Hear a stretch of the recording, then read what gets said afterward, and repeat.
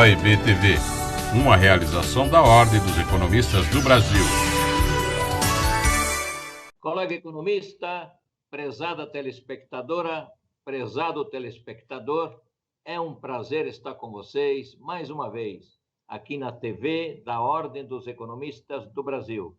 E hoje tenho a grata satisfação, a honra de conversar com o professor Dr. Rogério Mori, que é professor da FGV São Paulo, e também, com muita honra, é nosso membro do Conselho Superior aqui da Ordem dos Economistas do Brasil. Rogério, é um prazer estar contigo mais uma vez aqui na TV da Ordem dos Economistas do Brasil. Eu que agradeço, é um prazer estar aqui mais uma vez. Rogério, nós temos, como economistas, temos uma série de instrumentos e normalmente elaboramos cenários para com uma determinada probabilidade de sucesso, verificar o que pode ocorrer no futuro. Para falar do futuro da economia brasileira, principalmente em 2021 e 2022, por exemplo, temos que fazer um breve resumo do que ocorreu em 2020. E estamos ainda no meio da pandemia, não sabemos o que vai ocorrer com essa segunda onda, essa terceira onda, mas uma certeza nós temos, é de que o nível de atividade só voltará a funcionar com uma relativa normalidade quando a população estiver plenamente vacinada. Gostaria que você fizesse um resumo das medidas que foram tomadas pelo governo, pelo Ministério da Economia e também do Banco Central, com o auxílio emergencial e outras medidas com relação à taxa de juros, para que o nosso telespectador tenha uma ideia das medidas que o governo andou tomando desde 2020 e que devem continuar a partir de 2021 com algumas mudanças. A palavra é sua, professor Rogério. Obrigado, Manu. Bom, vamos contextualizar um pouquinho, né, a situação, né, entender um pouquinho como é que a gente chegou nesse quadro até esse momento, né? Na verdade, se a gente voltar um pouco mais, eu diria, se a gente voltar até 2019, né, a economia brasileira ela já não vinha crescendo muito mesmo em 2019, né? Se a gente lembrar, 2019 mesmo, a economia brasileira cresceu um pouco mais aí que 1%. 2020 havia uma perspectiva de um crescimento aí na ordem de 2,5% antes da pandemia, né? Não se tinha ideia do impacto que seria esse evento na economia brasileira, na economia global, né? Na verdade, as primeiras notícias que chegaram, né, quando começou a ocorrer isso na China, elas vieram muito difusas, né? Havia uma espécie de desinformação em relação ao que estava ocorrendo, né? Começou primeiro a difundir na Europa, e aí se teve um cenário um pouco mais tenebroso ali na Itália, e lockdown, enfim.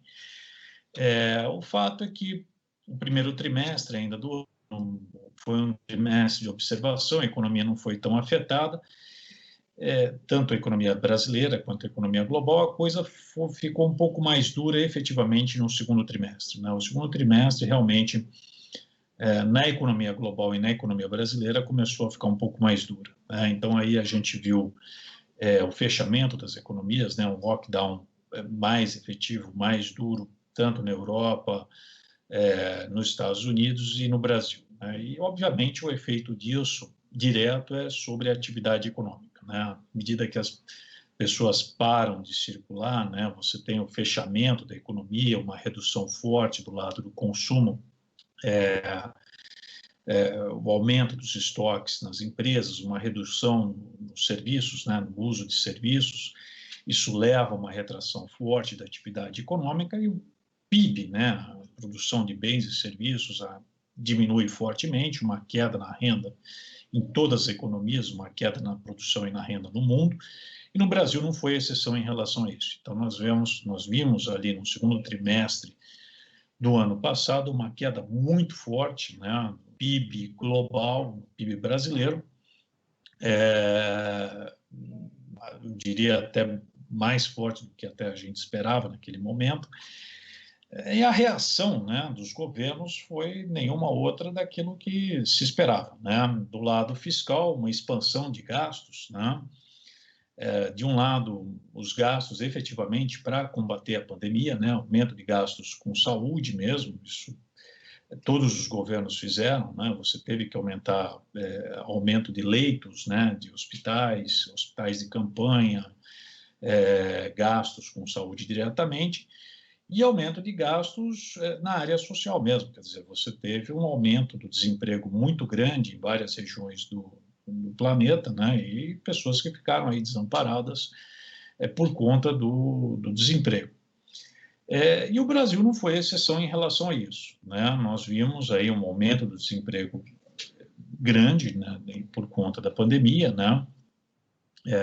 Houve uma discussão inicial, uma certa relutância, a questão do teto dos gastos, né? Se deveria aumentar ou não os gastos naquele momento, mas eu diria que o auxílio emergencial ele foi muito oportuno, né? Ele foi essencial naquele momento, foi fundamental para várias camadas da população, né? Pode-se discutir a forma como ele foi feito, se deveria ter sido feito daquela forma ou não, se deveria ter sido autodeclaratório, deveria ter sido de feita forma, mas ele foi fundamental, né? Ele evitou, eu acho que, uma fome dentro do país, né? Pessoas que realmente tinham a necessidade desse auxílio, e evitou um colapso maior da atividade econômica no Brasil. Eu diria que a gente teve uma retração no segundo trimestre, mas já no terceiro trimestre a economia já começa a se recuperar, né?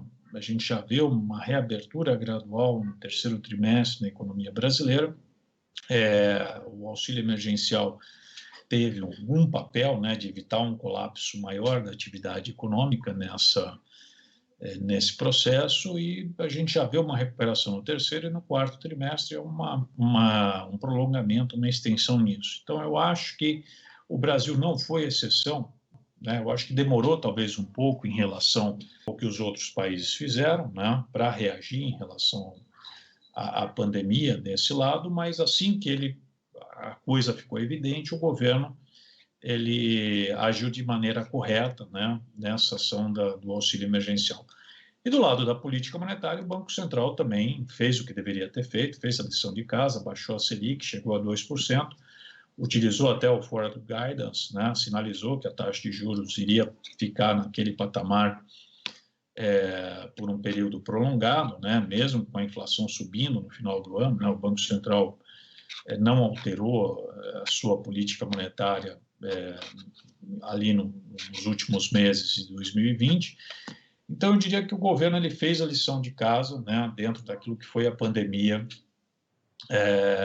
daquilo que poderia ter sido feito em 2020. Né? O governo, óbvio que poderia ter agido mais rapidamente naquele momento inicial, mas do ponto de vista de política econômica, o governo fez aquilo que era possível, né? Obviamente, não tem como evitar que houvesse uma retração do PIB. O PIB brasileiro em 2020 muito provavelmente caiu 4%, não tem um número definitivo ainda, mas a tendência é que ele tenha caído algo em torno disso, né? Nós devemos ter tido uma retração de 4%, resultado normal, né? Dadas as circunstâncias que nós enfrentamos, mas evitou algo pior, né? Eu diria que se não tivesse tido essas ações do governo, nós poderíamos ter caído aí 5%, 6% tranquilamente. Então, e já deixou sinalizado por uma retomada aí em 2021. Então, dentro do que foi o quadro, né, da pandemia em 2020, eu acho que o governo fez aí a sua lição de casa. Mauri, algo que me chama a atenção também na tua colocação do Banco Central foi a seguinte observação. Não houve nenhum problema no setor bancário, nenhuma grande empresa teve maiores problemas de liquidez, ocorreram problemas até normais em pequenas e médias empresas, mas são aquelas pequenas e médias empresas que, infelizmente, estão ali na linha de frente. Na medida que as pessoas têm que ficar em casa protegendo-se desse terrível vírus, elas deixaram, de um lado, de viajar, de outro lado, deixaram de frequentar restaurantes, de outro lado, enfim, ficaram em casa. Então, essas empresas que estão diretamente relacionadas com o lazer, hotéis, restaurantes, bares, sofreram e muito. E muitas delas, infelizmente, quebraram, fecharam as portas. Mas olhando o número expressivo de instrumentos que o Banco Central utilizou, nós só podemos parabenizar o Banco Central pela postura de excelência na política monetária, forneceu a liquidez necessária para o sistema bancário, forneceu a liquidez necessária também para as empresas, as grandes empresas. Nós não temos nenhuma informação de que tenha havido, por falta de liquidez, empresas tenham tido problemas. As empresas acabam tendo problemas por causa, muitas vezes, da dívida em moeda estrangeira. O dólar subiu muito, a nossa moeda se desvalorizou e muito. Então, eu vejo o teu diagnóstico na direção extremamente correta, e a postura do governo, do Ministério da Economia, do Paulo Guedes, e a postura do Banco Central, nesse período, foram muito boas as referências que podemos dar a eles. É claro, né, Mori, que depois que tudo é feito, aparecem os críticos. Olha, os R$600 foi muito. Olha, R$600 foram dados para as pessoas que não necessariamente precisavam. Mas isso é depois que a ponte foi construída. Antes da necessidade, foi uma medida extremamente positiva que o governo acabou tomando. Mas, diante desse diagnóstico que você fez, desse bom resumo que você fez sobre o 2020, vamos conversar no próximo bloco, Mori, sobre as perspectivas, os riscos, as dificuldades que vamos ter de crescimento nesse ano de 2021 e avançando um pouco, se for o caso, para 2022 e anos seguintes. Vou te pedir um segundinho, e ao nosso telespectador também. Um segundinho, já retornamos. O que nos move e nos transporta para o futuro. Dinamismo para acompanhar as evoluções tecnológicas e os novos modelos de negócios. Dinamismo para inovar. Se superar as expectativas é importante para você, é importante para nós também. Oferecemos soluções completas para potencializar o crescimento sustentável do seu negócio e projetá-lo para o futuro. Esteja onde estiver, conte com a gente. O profissional economista possui sólida formação teórica e prática e visão metodológica global da ciência econômica e sua importância. Ele possui consciência criticamente aberta sobre a realidade socioeconômica do país e assume uma postura responsável no tocante à sua atividade profissional. Preocupado com a missão de dar a sua colaboração para o desenvolvimento sustentável da nação, o profissional economista segue à risca cada palavra de seu juramento. CG Consignado é uma consultora de crédito para aposentados, pensionistas e servidores públicos, além das Forças Armadas. Em parceria com vários bancos, você tem mais oportunidades de negociar. O crédito consignado tem prazos de até 96 meses, com todos os bancos conveniados. OIB TV, uma realização da Ordem dos Economistas do Brasil.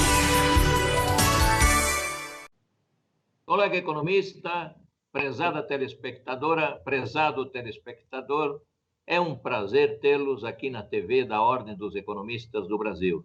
E tenho o prazer de conversar com meu querido amigo, o professor Dr. Rogério Mori, que é professor da Fundação Getúlio Vargas aqui de São Paulo.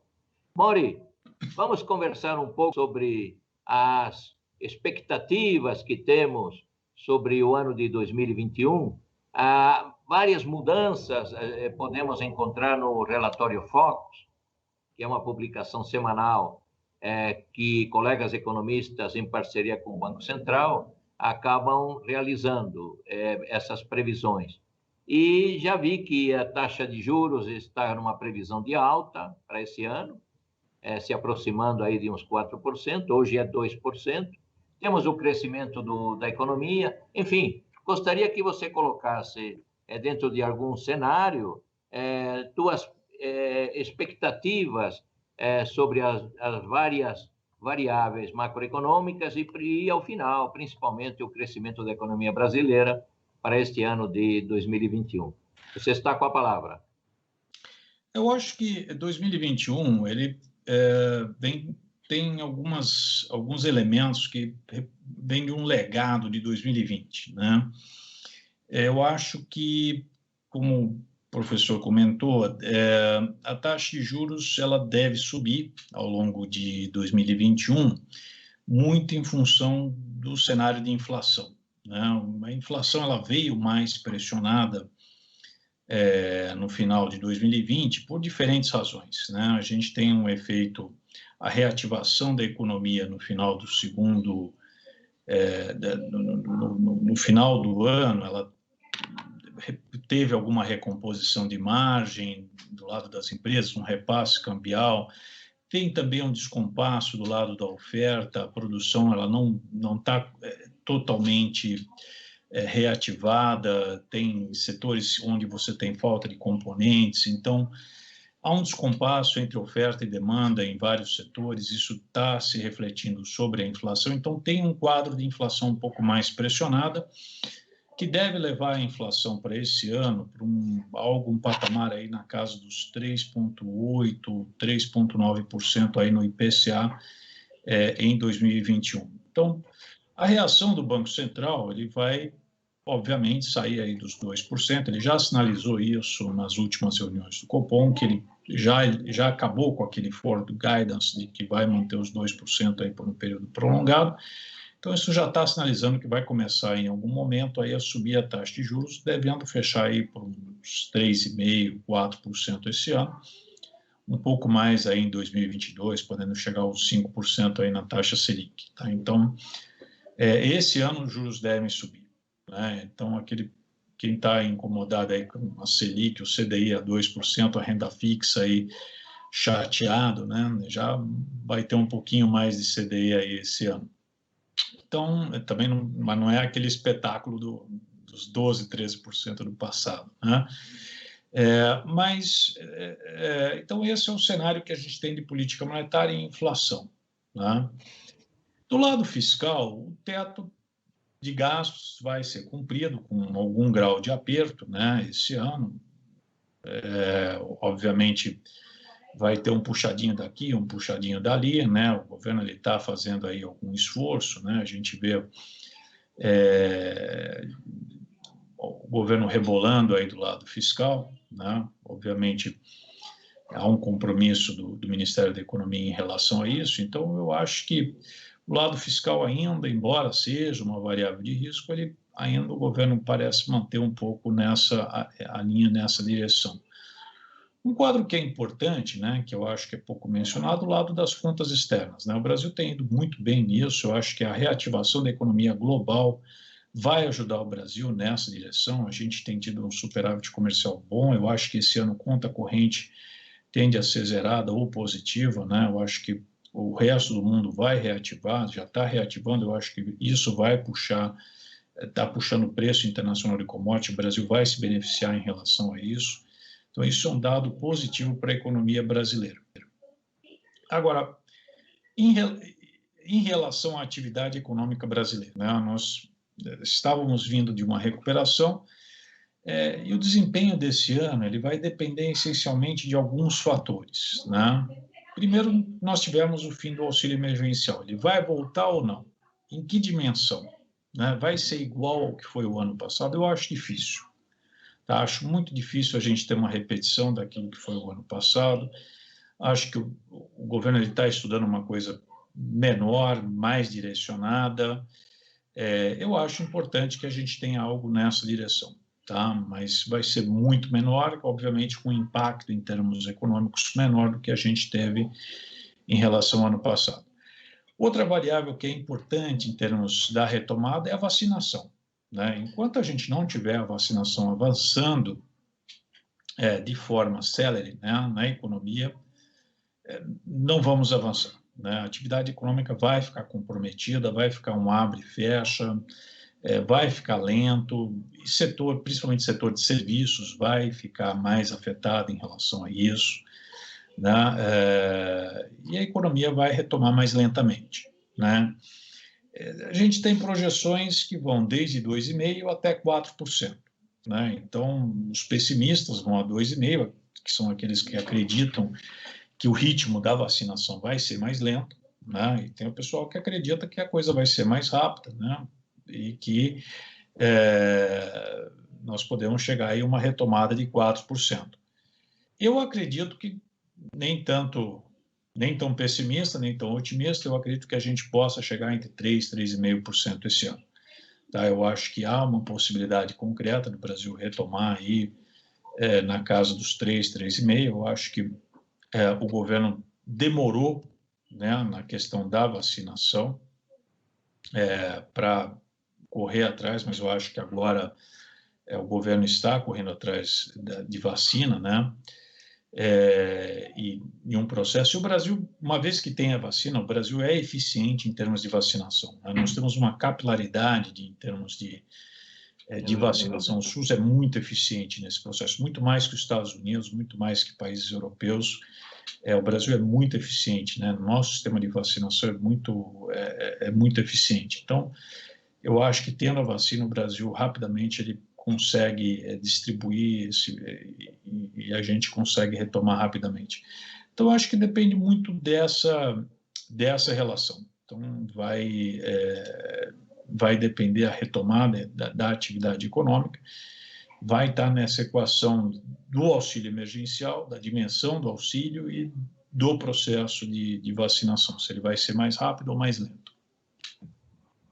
Mauri, algo importante sobre inflação a gente deve colocar.